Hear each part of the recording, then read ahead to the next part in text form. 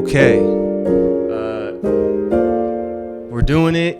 I'm Everett, and this is Less of a Mess, the only podcast where free relationship advice is worth every penny. And Chloe is actually out. She's working on homework and schoolwork and doing all of her school stuff, getting her doctorate, Dr. Chloe.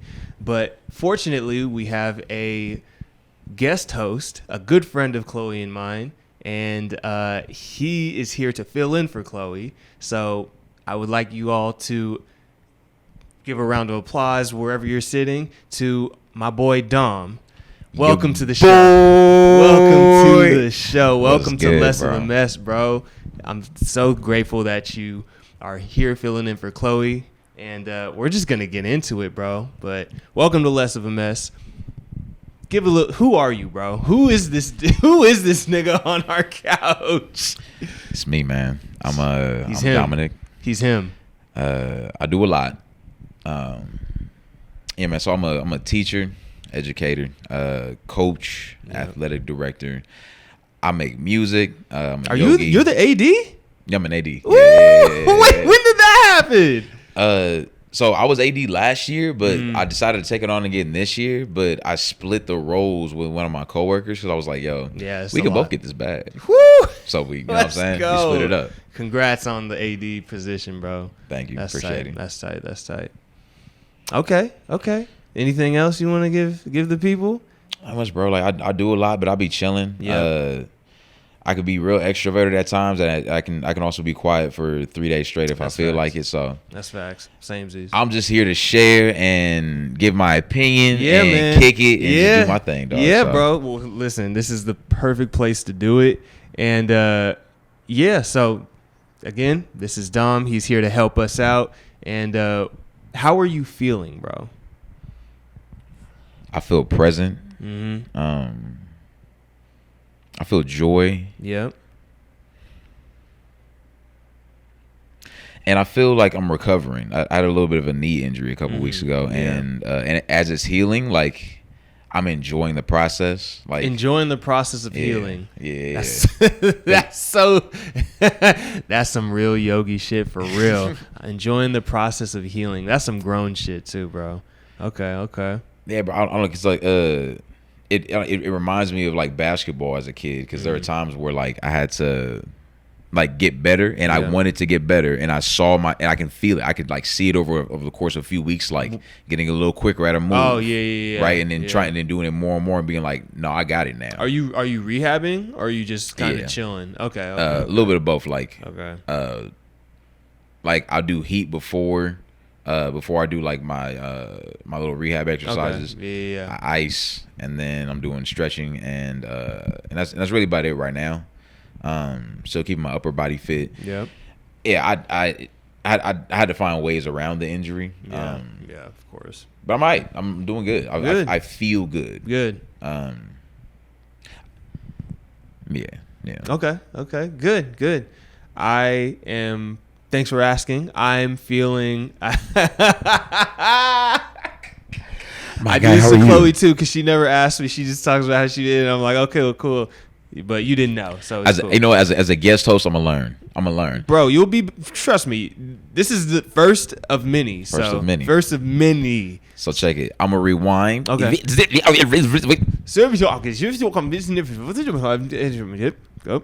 So E, how are you doing? How do you feel?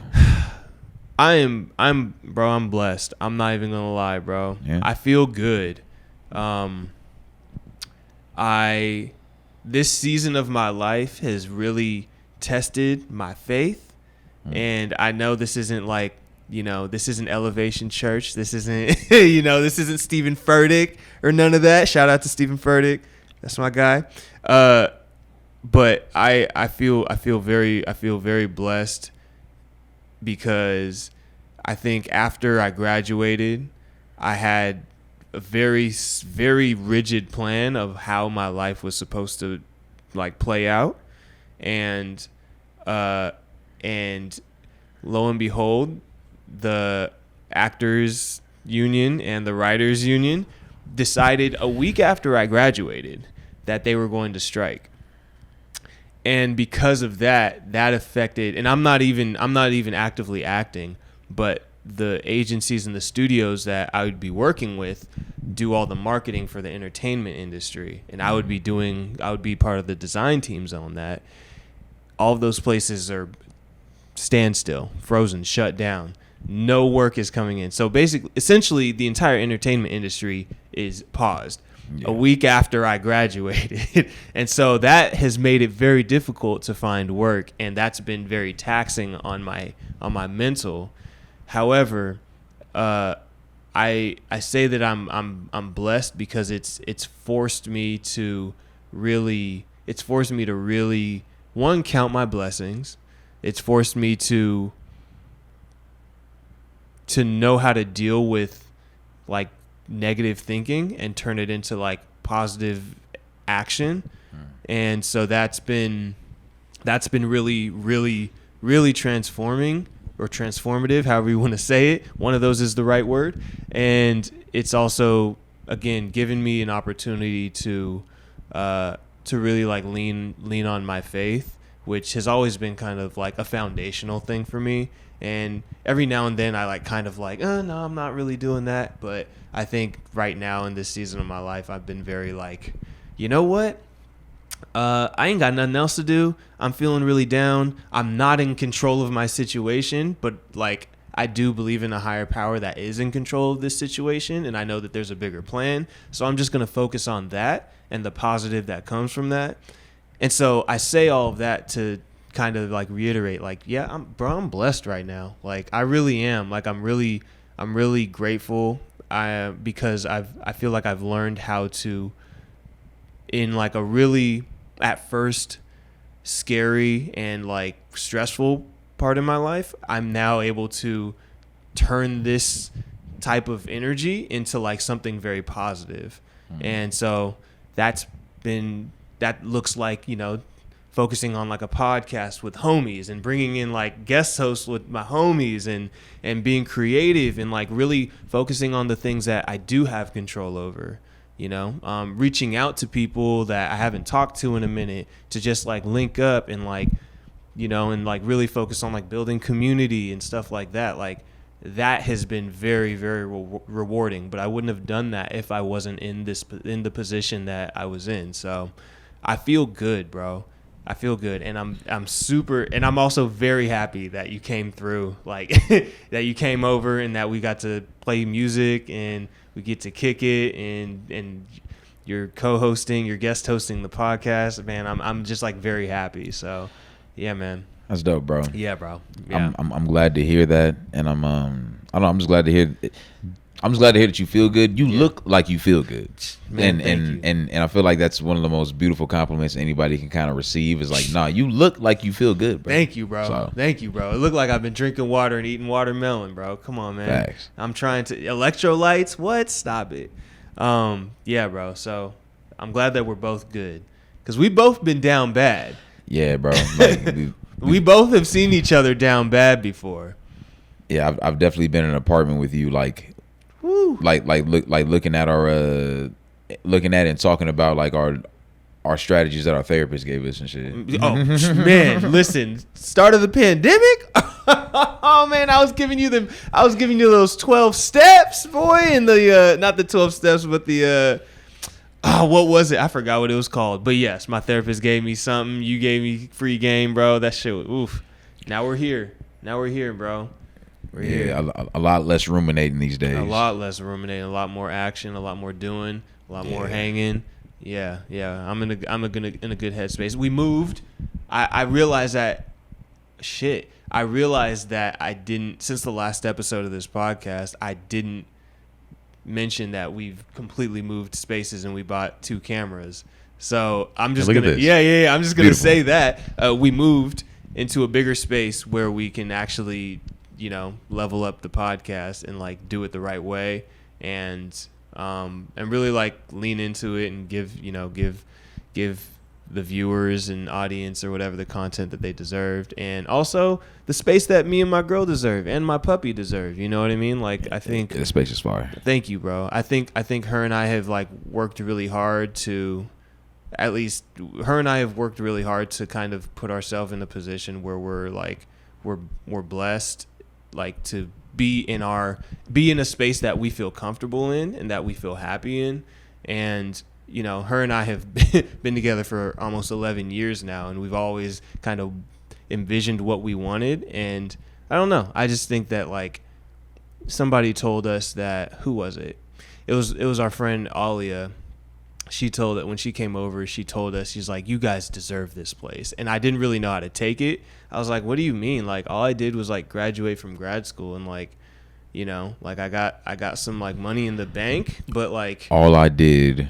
I know. All I did was graduate a graduate program. I know, but and become that guy. But when that came out of my mouth, I realized, I'm like, I see what you did there, Alia. Like I did, like I graduated. All I did was graduate from grad school. I graduated from grad school. I graduated. Like yeah. Oh, so it's like when she said that, I was like, you know what? Like we do deserve this place, man. Like we also, and I don't know. I just think that we deserve it because we're here. You know what I mean? Like I don't think there's really anything else that has to like do with like whether or not we deserve it or not, other than the fact that like we're here. That means we deserve it. Like, you know, God put us in this place because God said that this is where we belong. So that's just what I believe. So, bro, that's how I be feeling about this whole planet. Bro, I'm like, bro, if I'm here, we're supposed to be here. Like, if we're here, it's made for us. For us, then, it's right? It's made for us. Yeah. So like, I've been trying not to actually deny myself things or tell myself I don't deserve things no more, because I'm like, nah, bro. If we're all walking this earth, yeah, and there are people that have opportunities and have resources and have assets and these things that help make their lives like manageable but also fruitful. Facts. And thriving, I'm like, nigga, I deserve the same thing. Hell yeah. Yep. Because my heart is beating, my spirit keeps me going, wakes me up in the morning. I deserve the same thing that other people get. Yeah, bro. And the first time I ever really like felt that was at Pepperdine. Really? Yeah, dog. Because I don't know if you remember, but like somebody had written a letter to the editor, and it was a letter describing how they felt their quality of education was being diminished and the prestige of the university was declining. Can I tell you something? Because of the black presence. Can I tell you something? Yeah. That was my roommate.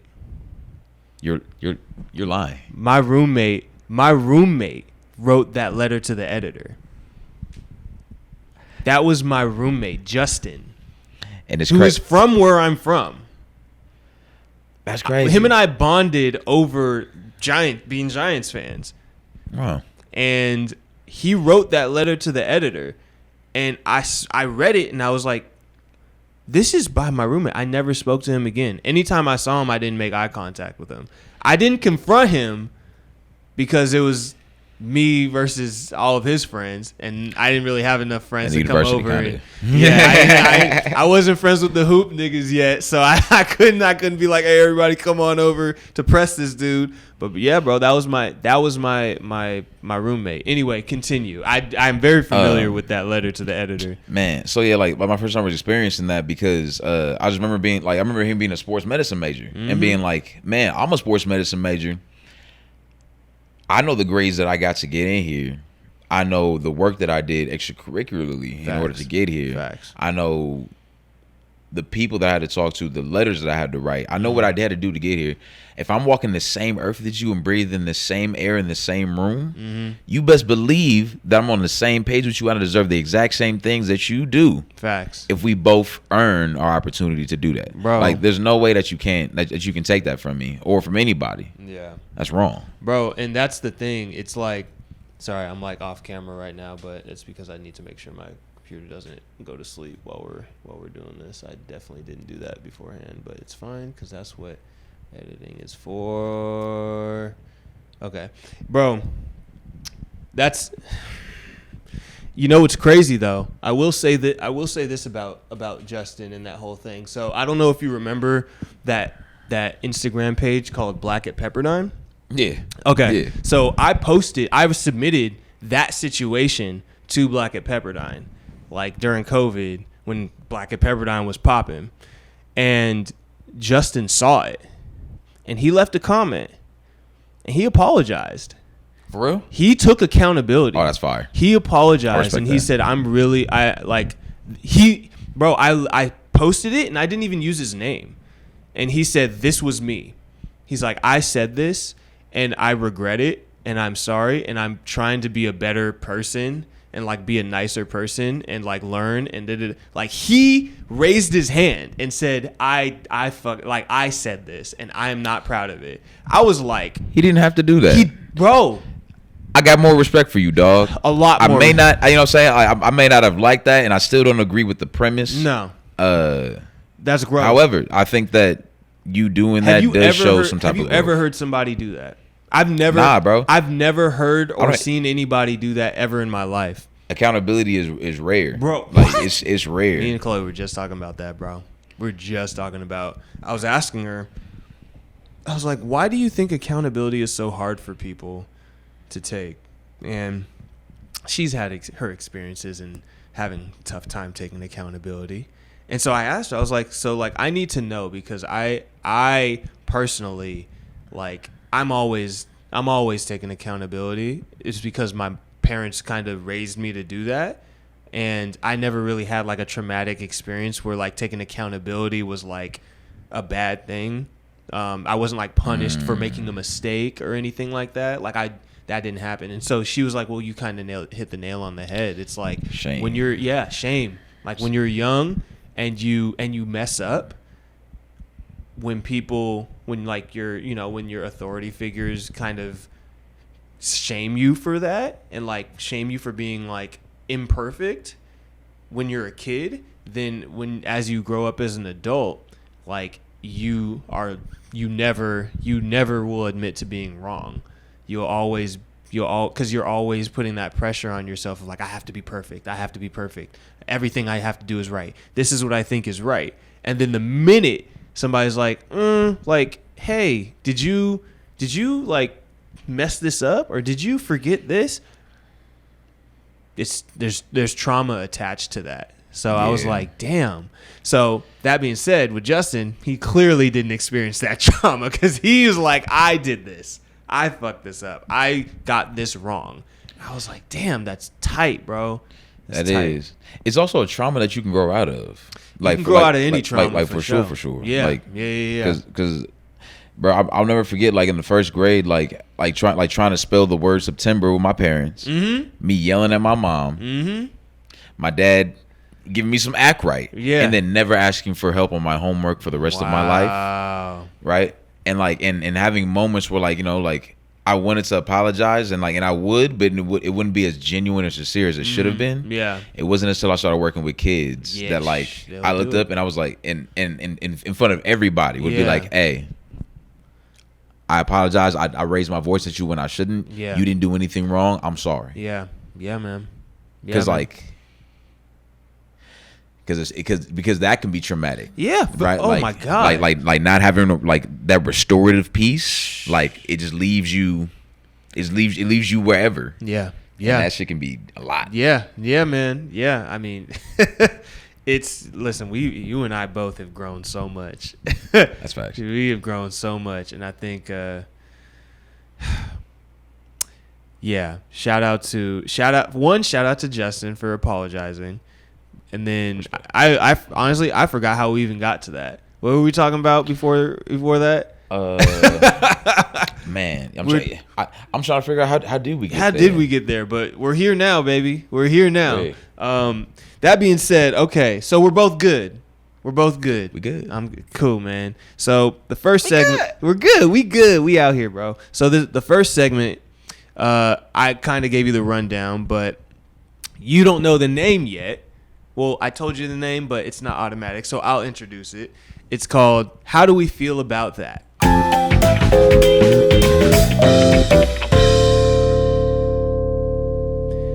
And how do we feel about that? We basically go through whatever the kids are jibber-jabbing, whatever the youngsters is trending on the Twitters that's now called X, apparently. What's hip? What's new? What's new? What's popping? What's cracking? What's Gucci? And we basically go on the internet and find that, and we give our 2 cents on it. So luckily, I have a very reputable news source queued up. It is the Shade Room, and and I have here DSR a news report, and I want to know how you feel about it, and I'll tell you how I feel about it. So, The headline is 11-year-old Wisconsin boy accused of fatally striking mom after she refused to buy him a VR headset will stand trial. Okay. An 11-year-old Wisconsin boy who allegedly shot his mother will stand trial for the crime. As the Shade Room previously reported, the child reportedly committed the act after his mother refused to purchase him a virtual reality headset. Additionally, the boy was 10 years old at the time of the fatal shooting, which occurred in November. In December, he was charged with first-degree reckless homicide as an adult. The 11-year-old will stand trial despite his defense team's attempts to have the case dismissed. The minor appeared in court for a preliminary hearing on Tuesday. To date, his name has not been publicly disclosed. During the event, Milwaukee police testified that the boy's story surrounding the fatal shooting changed several times. As the Shade Room reported earlier, the child initially told the police the shooting was an accident.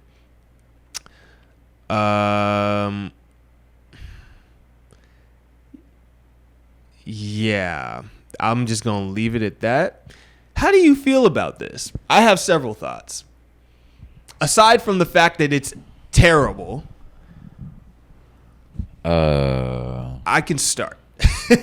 Unless you have a thought. No, I got thoughts. Okay, but okay, man, you go. I guess my first thought, as a teacher, for sure. As someone who's around youngins all day, like one thing that I've seen since the pandemic, and we've come back from the pandemic, is like the lack of emotional regulation. That like that alone is like, all right, like you mad and you do something impulsive, right? Like when you know what I'm saying, but before, you know what I'm saying, before the pandemic, it'd be like I'm mad and like, you know what I'm saying, like I don't know, like I remember being in high school and people like punching walls. Yeah. Now that wasn't you know, that's not the most healthy decision. No, sure. Get something out, you know. But, you know what I'm saying, or like or breaking something, or like I don't know. Now, I know I was a push-up guy. You were right. I was a push-up guy. I was gonna knock out 25. I was a sprint guy. I was like, I'm gonna go sprint my ass off. You know. No, I get it. Like I can't breathe. I feel better.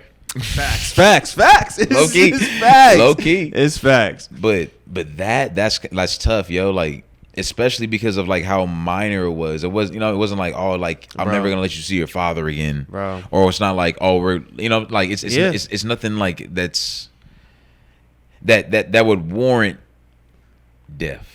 That's crazy. But that's my thing. That's my question. It's like, how does it get there? How does somebody get? And I can't even say how does a kid get so mad that he shoots his own mom. It's how does a kid think that is the solution? Like, because I feel like levels of mad are relative. You know what I mean? Like, if you're mad about something, I could say that I'm just as mad about something, but how I react to it does not determine like how mad I am. It's just how I choose to react to it, right? And so what I'm curious about is like, how did what had happened? What happened to this kid to make him think that I'm mad? The reaction is I'm going to kill my mom. Like, I've been mad before. I've been mad at my mom, but never did I think that was even an option. Well, I'm gonna be honest. Go ahead, talk that talk. I've had fleeting thoughts like that. You know what I'm saying? I remember being young, as a 10-year-old, for sure. Yeah, I remember being like so fresh and being like, "Nigga, I'm gonna just move away then, bro. I'll pack my shit up right now. I'll run away." That's true. Or being like, "Oh yeah, but if you wasn't alive," but like it was quick though. That's facts. It wasn't like, all right, this is a permanent thought that right. Like it's persistent. Like it wasn't like a real. You know, like it was intrusive. Yeah, it came. For sure. It was real. For but like, sure. so I get what you're saying. It's it's like how did that become a thought that persisted and became something that you followed through it? Followed through, bro. Like that's your mama, cuz. How you get your mama? Yeah. So that's I don't know. Like I guess like if you ask me how I feel, that's what I think. How do I feel? Yeah. Because those are two different things to me. Yeah, that's fair. That's fair. it frightens me a little bit because I feel like it's like, all right, like, you know, if I'm walking down the street, like it's some little nigga gonna murk me because he's frustrated. Listen, bro, now we're talking, because this is where I was going. This is where I was gonna go too. This is where I was gonna go too. Because on another episode, probably, oh no, I think it's like the last episode that me and Chloe did. This was 3 months ago, by the way. It's way too long in between podcast episodes. But on the last episode on how do we feel when we did how do we feel about that, I talked about how a dude shot his roommate, like a dude in Mississippi shot his roommate because his roommate ate the last Hot Pocket.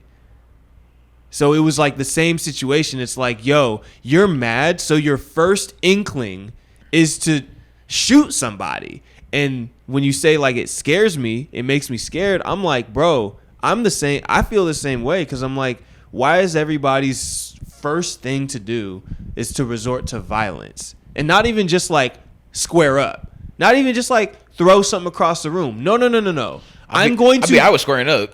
Listen, squaring up is fine, bro. Squaring up is fine. You go home after squaring up. Bro, squaring up, I'm totally cool with. But like to decide I'm going to shoot somebody, it seems like it's it seems like it's a common decision for people when they're mad. And I think it's especially in the States, bro. Especially here. We are so freaking violent here. And I just don't understand. Like, it's scary because I'm like, can we reverse this? Somebody said, I think it was Rosenberg on Hot 97. He said that, or Ebro, one of the two. But he said that the leader of this country sets the tone, right, for like the rest of the country. Even if you're not like a fan of the person who is at the head, whoever is the president or who's in office. Even if you're not a fan of it, the fact is that like the leader, the president, and the president's administration sets the tone for the entire country. And when you go from Obama to Treasy, Chump, whatever you want to call him, Big T, you can kind of see the shift in like. I mean, you can even talk about January 6th, like just the resorting, like I'm mad, so I'm going to resort to violence. You know what I mean? And I think I don't want to say it's like, we've been mad for a long time. Oh yeah. And I remember being young and hearing my uncles and we've pops been talk shit. pissed for a long time. And after George Floyd happened, it took very long, but after that we decided, okay, we are going to peacefully protest because our people keep getting killed. So that was our decision. But you get what I'm going? I get what you're saying. Yeah. But homeboy didn't get a VR headset, and so he shoots his mama in the face, bro. Dude didn't get a Hot Pocket, so he shoots his roommate. You didn't win the election, so you go smear doo-doo on the wall of the Capitol building? Bro, that's crazy. What I'm saying, dude, is what, like... It's a brittle spirit. Bro, it's a brittle spirit. It's a brittle spirit. It's brittle, bro. Dude. And so it's very frustrating. It's scary. I agree with you. It's very scary to know that we're living in a time where people don't know how to, again, regulate their emotions, and not even just regulate them, just like have a healthy outlet for being mad. Like, if we're going to be specific, have a healthy outlet for being mad. We all are mad about something. And that's what even yesterday, 2 days ago, I was talking to some friends. I'm not going to say specifics of like what I was mad about, at least not while it was being recorded, but I was very mad about something. I was very mad about a situation that I was piecing together after I met with a bunch of these friends. And I was pissed. I wanted to punch something. I wanted to break something. But I wrote in my journal instead. Like I went to the gym. Like these are all ways that have been proven to like. I took a boxing class. I didn't take a boxing class, but like you have tools. You have tools, and they're not hard tools to find. They are the best tools, and they're tools that can get you ahead in life. That's facts. They can get like, bro, journaling.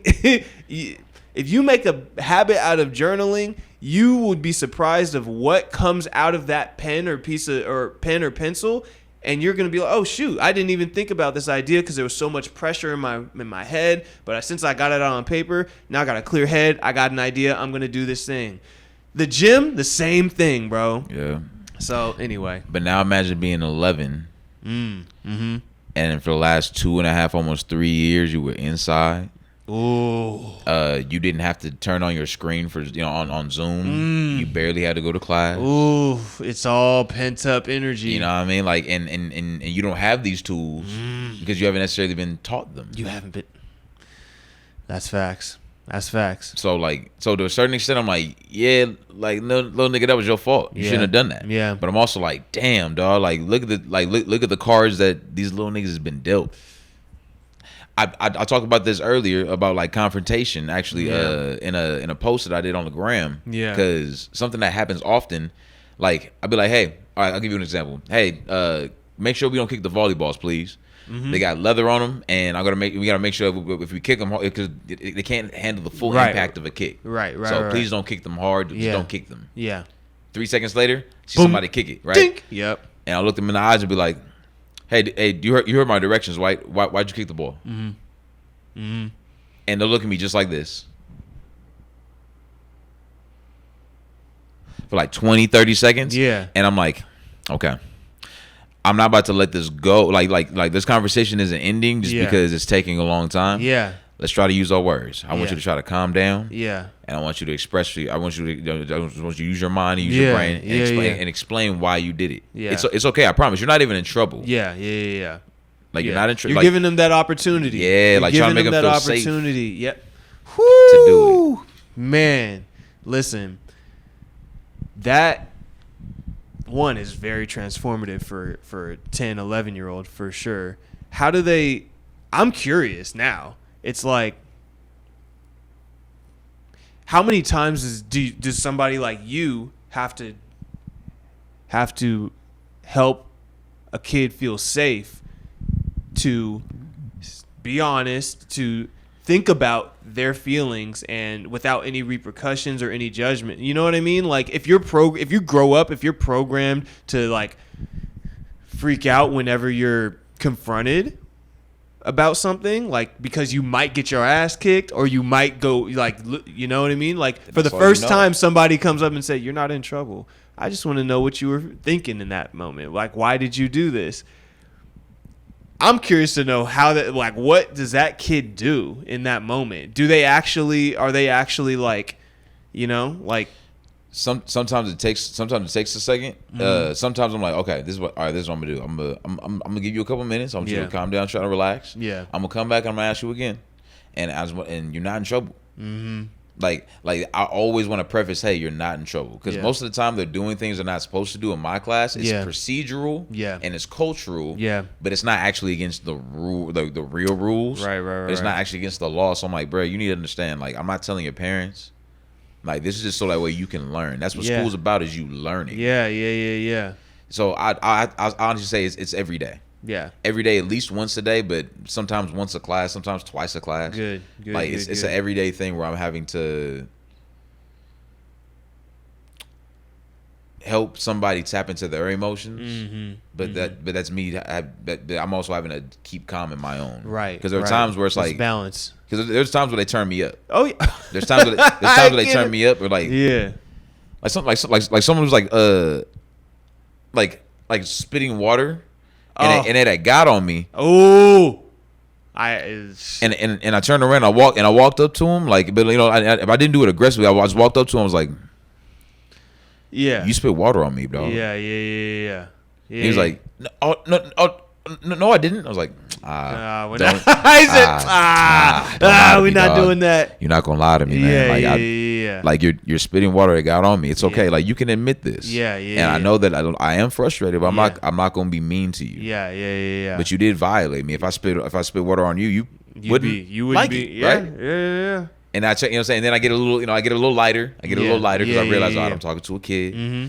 But also, it's like, hey, you need to understand, you shouldn't be spitting on niggas, dog. You shouldn't do that. Listen, bro, it's like the balance between, you know, and I think about this for myself, like, you know, when I eventually become a parent, I'm like, it's the balance between how to fatal mistakes, right? And like, if my kid makes a mistake that could later down the line, if they make that same mistake later down the line, could get them killed or get them thrown in jail. It's like, how do I really drive the point home? Like, this can never, ever happen again.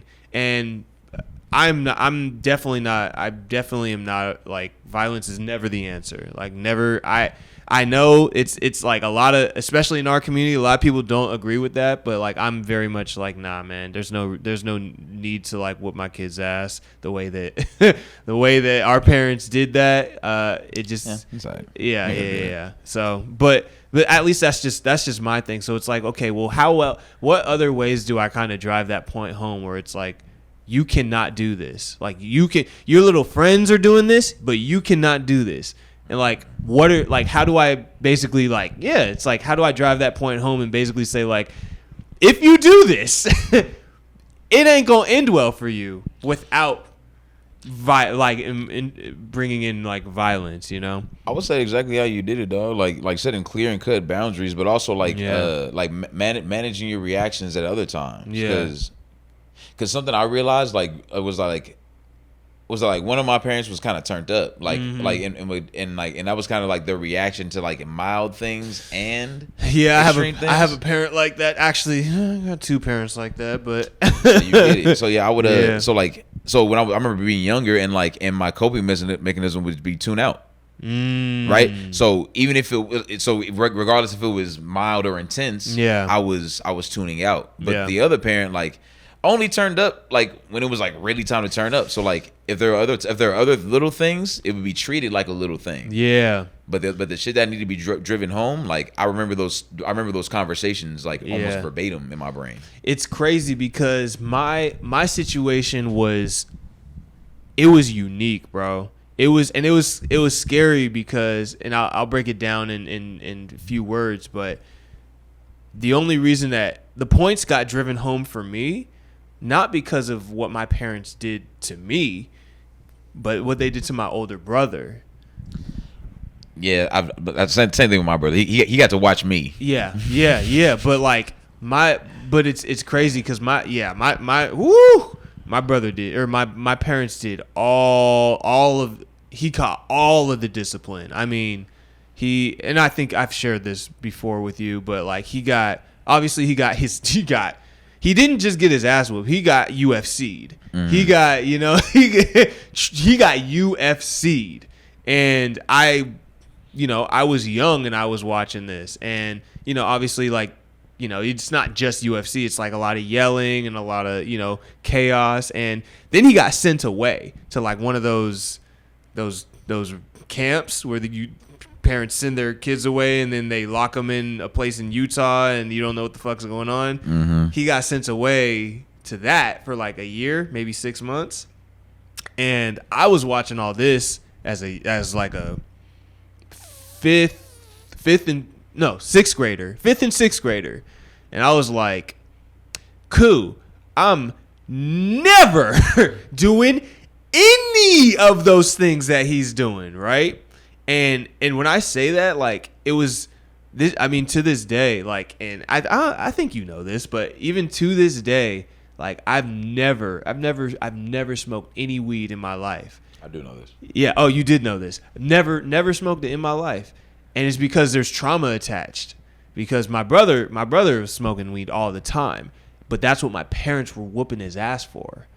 And now it's fucked up because now they don't give a shit. They're like, oh yeah, like like it's legal now, and it's like it's fucked up because I'm like, damn. It's like, do you realize like this affected my entire life for you to just let it go? Yeah. So that doesn't sit well with him now either. So he's healing from a lot of that stuff, but it's a lot of stuff to heal from.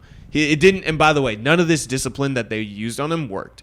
None of it worked. It was all just like it was all in the moment, but it was never really like, how is this going to affect him in the long run? And again, like baby boomer parents, like that's not how they think, right? No. And so, but we think that way. And so now it's like, yeah, so now I'm over here like, I watched all that stuff and I'm like, that was my discipline. My parents never disciplined me. They used him as an example. And I sat there and watched it and was like, okay. So now that turns me into like, I became like a fawner, which basically is like, there's like fight, flight, freeze, and fawn. Mm-hmm. And fawn is like where you just a people pleaser. Like you just do everything. You do everything your parents say. You don't ask questions. You just put your feelings aside completely. And so that's what I became. And that comes with its own problems, right? But that's kind of how, in stressful situations, like in mad situations where you're angry. So in the situation of like the dude who shot his mom in the face for a VR set, I would probably just okay. Like I would just be cool with it. You know what I mean? Which I should be. It's appropriate. But even if I was like threatened in a situation, I would probably just like I would probably like roll over in a way, in like figurative terms. You know what I mean? I do. So anyway. But yeah, that kid. So the way that to wrap it up, the way that I feel about it, it's sad. Obviously, I think something taught this kid that this is like something in this kid's environment, or what this person, I don't want to say watches on TV, but maybe like a slew of things may have lined up that told this kid that this is the best way to handle this situation. Yeah. And that's like Dom said, that's scary and that's sad to me. So that's how I feel about it. And he's never getting a VR set. He's never getting a VR headset ever. You can't get on VR in a pen. Sure can't. So, okay. So now, that was how do we feel about that. Thank you, bro, for giving me your 2 cents, and also your perspective is rare because you are an educator that works with kids, and yeah, I have no idea what that life is like. So thank you for giving me your perspective. So, no problem, man.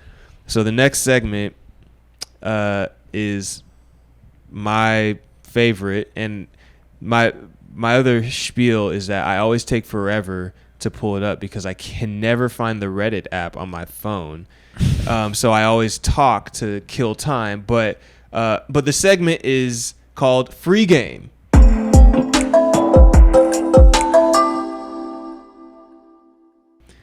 And so Free Game is where we basically give somebody. Right now it's somebody on Reddit because nobody has emailed us at our official email address where they can send us their relationship questions, which is lessofamesspodcast@gmail.com. Send that. In the meantime, we're going to go through Reddit and see what these people need help with in their relationships. Okay. Now, buckle up because most of these things are very, very wild. So, and let's see, I am still somehow not prepared because I don't know where any of my tabs on Reddit are saved. And okay, here we go. All right, so the headline is my wife, 42, who is a 42-year-old female, doesn't want me, a 40-year-old male, to go on a trip. Now this is unique because this is the first time that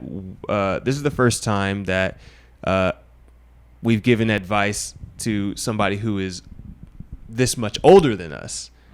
So this is gonna be interesting because I've always felt a little like, oh, you're older, you figure, but this is a first because we usually give like advice to like 20-year-olds, or we give free game. Sorry, not advice, free game to like 20-year-olds and like lower. But anyway, okay, so I'll read it. So I, who is again a 40-year-old male, have been married to my wife, who is 42, for 16 years. We have 4 children together. Most of the time, our lives are okay. Already off to a bad start. Very busy with the kids' activities. Both of us have careers, etc. We travel as a family. My mother-in-laws my mother-in-laws, plural, lives with us and helps us with the kids. I think he just meant mother-in-law, which is a lifesaver. One issue that pops up occasionally is my wife hates when I think or plan to do something without her. I have never, for example, gone on a trip to visit old friends, rarely go out in the evenings, etc. Once I went back home for my grandmother's funeral. I was gone for at most 24 hours, and while she called me to explain about how hard it is with the kids, etc. So, my dad is turning 75, has some health issues, and I really want to take him on a road trip for a week. A once-in-a-lifetime trip. Sometime next spring. I told my wife this, and she basically said no, not until the kids are older or life slows down. I told her this wasn't reasonable given his age, and this is very important to me. Well, reader, that didn't go well. She said I am being selfish, that she would never quote-unquote, do something like this to me, and then said, well, quote, well, then go away, well, then I will go away without you and leave you all with the kids.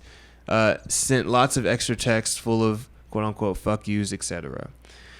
She's now giving me the cold shoulder for the last 3 days. Remember, she would not be alone. My mother-in-laws live with us, and I know they could survive for a week. I've never taken a trip away and fear this kind of reaction is largely the reason. Yeah. If she wanted to do something like this, I would be thrilled for her and supportive. I'm really having trouble recovering from this. I don't know what this word is. I'll just say situation. Feels like the early tumultuous days of our relationship. Wait, I'm sorry, what? Feels like the early tumultuous days of our relationship. Got it. I think she needs some help, but I feel lost at sea. I'm still committed to going on this trip no matter what, but you think I should give in and cancel it?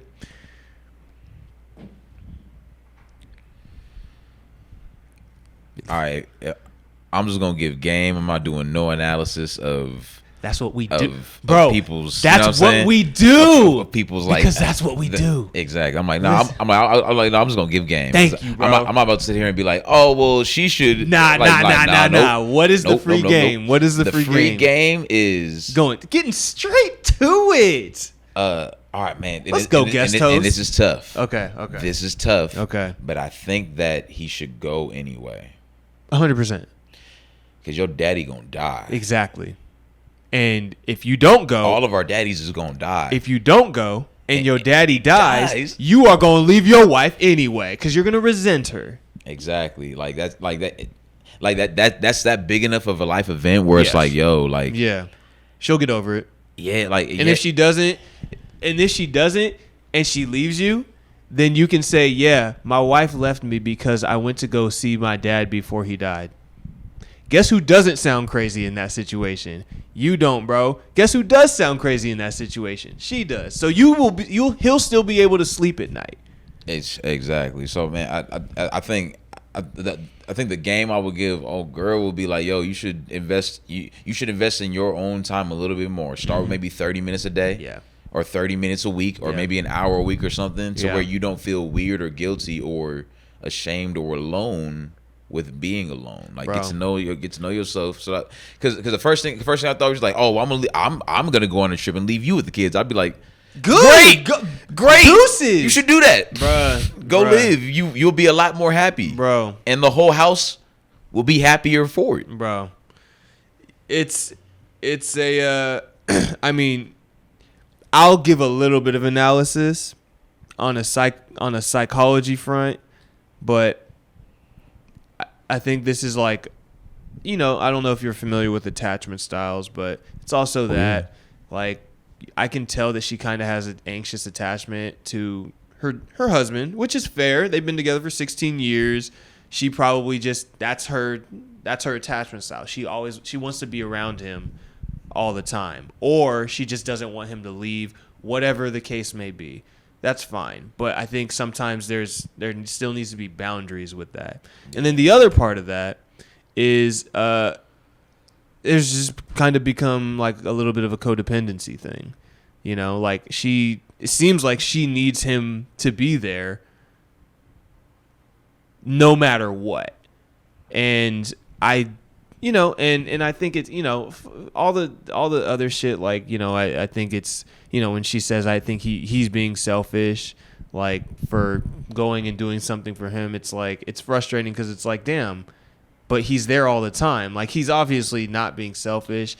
He's not seeing his homies. He's not really seeing his family like that. He's not seeing anything. But, again, to not play devil's advocate, but to definitely, like, I feel like there's something within her that he's not understanding, that there's something that she needs that she's not getting from him.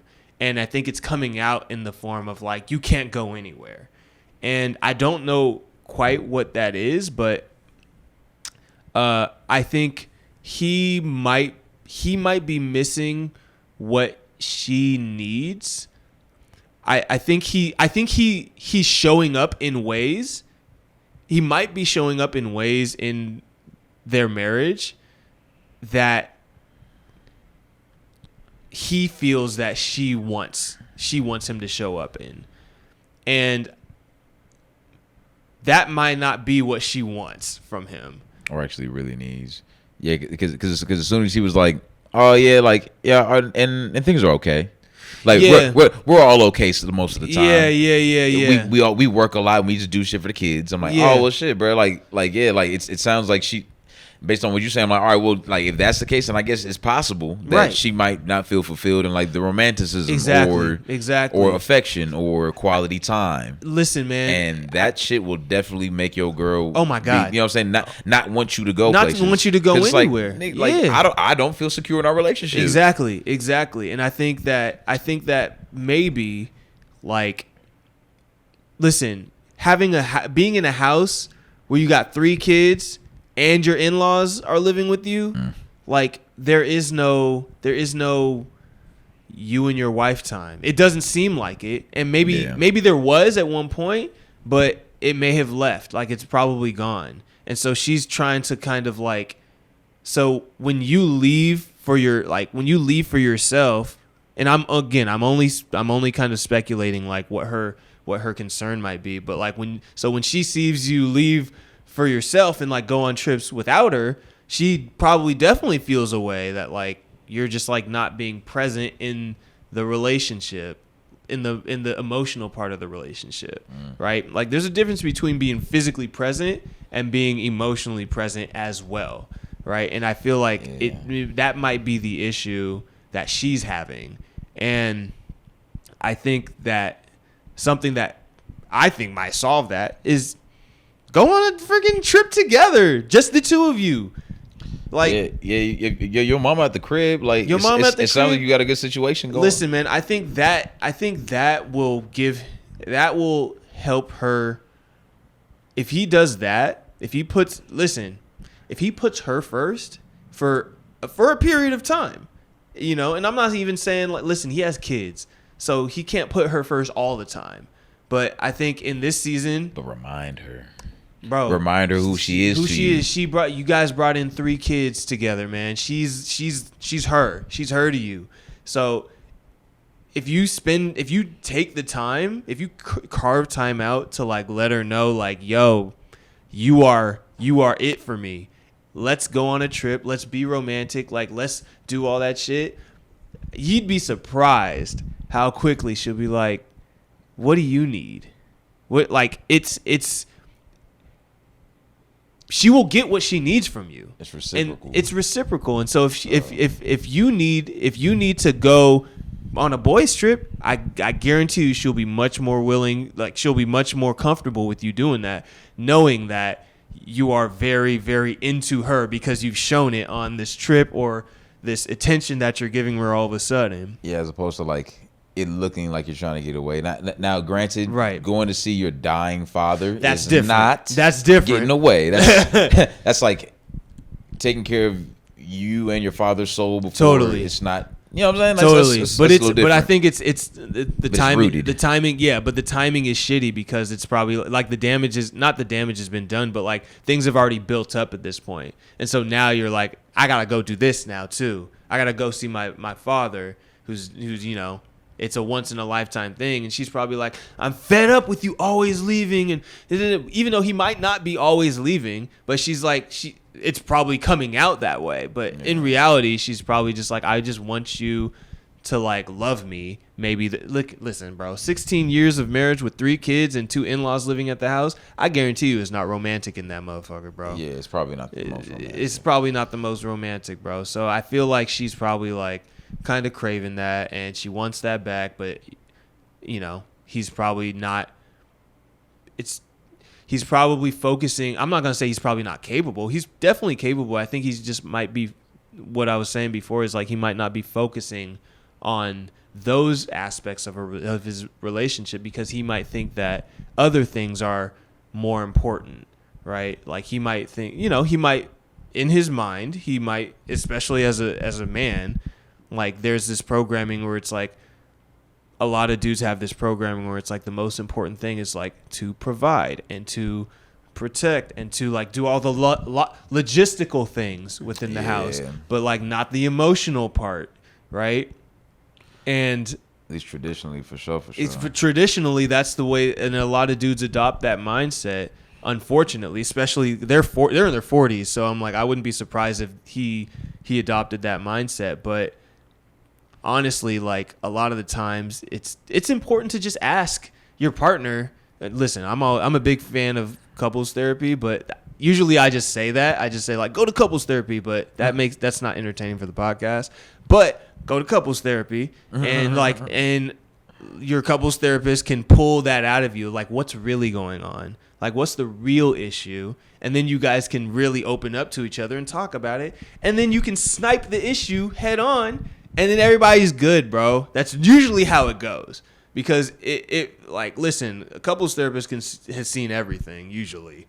And they can tell you exactly what the issue is. They can pull it out of you and, brutal honesty and all that stuff. So, yeah, my free game is go to couples counseling. But it always is. But honestly, though, it's like, I really do think that, like, it really, I think that her issue is not him leaving. Yeah, I don't think like so. It never is. It's always something much deeper than that. And I think that he's probably, listen, every dude has a choice in this situation. There's a need that you're not fulfilling, bro. And she first has to figure out exactly what it is that she wants outside of, like, that's realistic, right? Because she can't just say, you have to be here all the time. That's not realistic. What is it that would make you feel better that he could do that is realistic? Yeah, dude. And like, and the fact that the trip is like with the dad, like that's an intimate trip. That's fun. That's these things that's probably not, like you said, is not having in the crib. Yeah. And like, and I really don't want this to happen to me, but like as I age, I can't. I'm not saying, like, again, I'm not saying I want this to happen, but I can imagine how. Okay, because I'm the belief that like marriage is it's half like relationship, right? Feelings, thoughts, sure. How we interact, how we communicate. Mm-hmm. The other half is business. Oh, like how we handling this money, how we handling these kids, 100%. How we like, all right, where we going, like all that. And it sounds like he might have the business taken care of because his kids is in sports. Yep. If your mama or mamas can live with you, you doing well. Yeah. Yeah. Oh, for sure. You doing, bro? What? You got enough room? Come on, man. Exactly. You definitely doing well. So I'm like, so it sounds like, like he might have the business right, but it sounds like the actual relationship part, she might not feel feel as fulfilled. So yeah, maybe just even asking her real ass questions. Yeah. Hey, baby, like, what can I do to make you feel more secure? Mm-hmm. Yeah. And I know for a lot of people that's a very direct question. It is. But I know personally, I'm a direct nigga. Yeah. Did I do something? Have I done something? What can I do? Mm-hmm. Yeah, man. Yeah. And then if she don't got no answer, then just do shit. Yeah. Honestly, but I feel you on just like I when I was in grad school, I would relate like a lot of business projects with relationships, and I would always be like, okay, well, what does the customer want? And everybody's like, well, according to this market research, and it's just like, well, who's your customer? Well, according to and I would always kind of be like, why is it so hard for us to just know who our customer is and then literally go to the customer and ask them, what do they want? Like, what is it that they value? That's what you build everything around. And that's the same thing with a relationship. It's like you can buy your significant other a bunch of chocolate, teddy bears, flights, all these trips, and they may still bring problems to you. And you're going to be like, you don't appreciate shit. You don't. But at the end of the day, did you ask your significant other what is it that makes them feel good? It may have just been a hug. Right. What if she just wanted to go on a hike? What if she just wanted to go on a motherfucking hike? What if she just wanted you to kiss her cheek? What if she just wanted a foot rub? You didn't have to spend all them racks on these trips and stuff. She just needed a foot rub, bro. That's it. But you didn't. So you didn't do that, and you spent all this money, and she's still mad. You played yourself. All you had to do was ask. All you had to do was ask. And she would have told you, and you would have just. All you had to do was this a little bit of peck, a little hug. Boo, you don't even gotta buy these tickets. I'm just glad that you rubbed my feet. I'm just glad that you. That's all I needed. Just a little bit of physical affection. That's literally it. But all you have to do is ask. What is it that you want? So everybody has a different love language, bro. And I think most of the time people project their own love languages onto their partner. That's fact. Thinking that they have the same love language. It rarely is the case. So you always have to. The way that you give love is not always the same way that you want to receive love. You always gotta check in with your partner. How do you want to receive love? Okay, I may not know how to give that, but just walk me through it. Show me. You want me to hug you? Okay, you want me to hug you like this? You want me to rub your back? Okay, that's what you like? Cool. I don't really understand it because I don't really like to be loved like that, but you do. So I'm going to do that for you. You know what I mean? And the same thing will come back, So that's just... Bro, I remember being in this relationship one time and like, and this girl being like, yo, like, do you even like me? Oof. You got hit with that, huh? Which is a question I've gotten in every relationship. Okay. I get that question in every relationship. But she was asking because like, she was like, well, you've like barely touched me. Ooh. And I was like, oh shit. Well, like, that's important to you? Yeah, I remember like 22, 23 and being like, oh, is that what you need? That's important to you. Yeah. Like, okay, like damn, like because I was like, damn, like us just being here kicking it and having great conversation. That's all I needed. Nigga, we have the same. We're the same. Like quality time. Quality time. Oh God, that's all I need. Man, come on, bro, talk that talk. Like, I don't even need words of affirmation like that. I know, but I know that if you really sitting down with me for an hour and a half, 2 hours, and locked in, man. That you feel loved from that, right? Facts. Yeah, I'm the same way, bro. I'm the same way. But go ahead, finish what you were saying. I was gonna say like it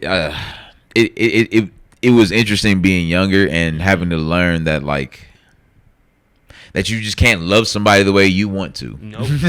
That is not how that works. It's not how it works, bro. It's rarely how it works. Sometimes it does work that way. If it aligns. Sometimes it does work that way. But listen, bro, I think I think there's a lot of beauty in being with somebody who doesn't have the same love language as you because you learn how to love in a different way. I agree. That's outside of your comfort zone. You grow from that. So, yeah, free game. Go to couples therapy.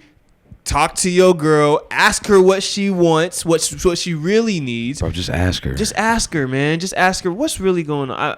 I'm here for. Be attentive. I'm here for you. What is it that you really want outside of the kids, what do you miss? Like all the deep questions. What do you miss from me? Do you miss the romance? Start throwing shit out there and see if she catches it. Like, ooh, I do miss the romance. Ooh, I miss going to the movies with you. Ooh, when you see her eyes start to light up, there you go, bro. You solved your problem. Right, and then just get smooth with it. All right, wait. So is that what you want? Because I know it's been a minute, but you know me. I know it's been a minute. You know you got me. Get the playlist popping. What? Get the playlist popping. Put on some Tank. Oh man, it's going what? Ooh, yeah. Okay. Anyway, maybe I just. Okay. See, it'd be funny being in a situation where I'm giving game because I'm like, dang. Yeah. I got game to give. Like, bro. I just got game to give. Nah, we all got game to give, bro. And that, again, I know you do. That's why you a guest host, bro. That's why I'm You got plenty of game to give, man. And I appreciate being here. Yeah, bro. I appreciate you. So that's free game, man. And with that, that's the end of the show, bro. That's it. So that's lit. Yeah. That's just how we kind of wrap it up. We just do the free game. We let them know. How do you? Oh yeah, I also do this with Chloe. How do you think you did on this episode, bro? How do you feel? I thought it was interactive. Mm-hmm. I thought I did a good job of listening. Yeah. And and allowing the broadcast to flow naturally. Yeah. I think I was entertaining, but at the same time, I'm just myself. So I don't know if I'm entertaining or if. Yep. I'm not sure. I like when I think about my vocal inflection, I'm like, nah, I was good. You know what I'm saying? I feel like my voice and my tone is solid. For sure. And I feel like we vibed, so I think it was a good vibe, man. Listen, I feel the same way. I literally don't ask to give feedback. I'm literally just asking how you felt if you felt good from doing this. Really, the feedback's gonna come from like whoever watches, you know. And, that's true. You know, so that's all that matters. But even that, we don't read the comments. We just just have fun, bro. But how do you feel? How do I feel, man? Honestly, I feel so good. I feel so good. I feel so happy to have you. So first of all, I'm happy that we're just vibing, and then I'm like, oh yeah, we're holding mics in our hands, and we recording this. This is even better, bro. Exactly. And yeah, I just feel good being able to like have a fresh dynamic. You know what I mean? Obviously, you know, my best friend's downstairs. I love chopping it up with her. She's super fun. But your family too, bro. And this is just another family member coming into the space and kicking off the new space with this, you know, with episode 4. And yeah, man, I feel good. I felt like you unlocked another side of me in this podcast. You know, I brought my homie vibe today with you coming through. You know, because Chloe's wifey vibe. She's obviously homie vibe, but she's wifey vibe too. Los dos. Yeah. And you brought homie vibe out of me, so I do very much appreciate that. But all that being said, thank you guys for hanging out with me and my boy Dom. You're definitely gonna see. It's now our boy Dom. You're definitely going to see Dom as a guest host again because, again, Chloe's very busy. And just be sure to like, subscribe, and comment and share this show and stay tuned for the next one. So, yeah, and I usually end this like very awkwardly, and I just kind of like I just wave and say, okay, bye, that's it. Thanks for watching Less of a Mess. Okay, bye. And that's it.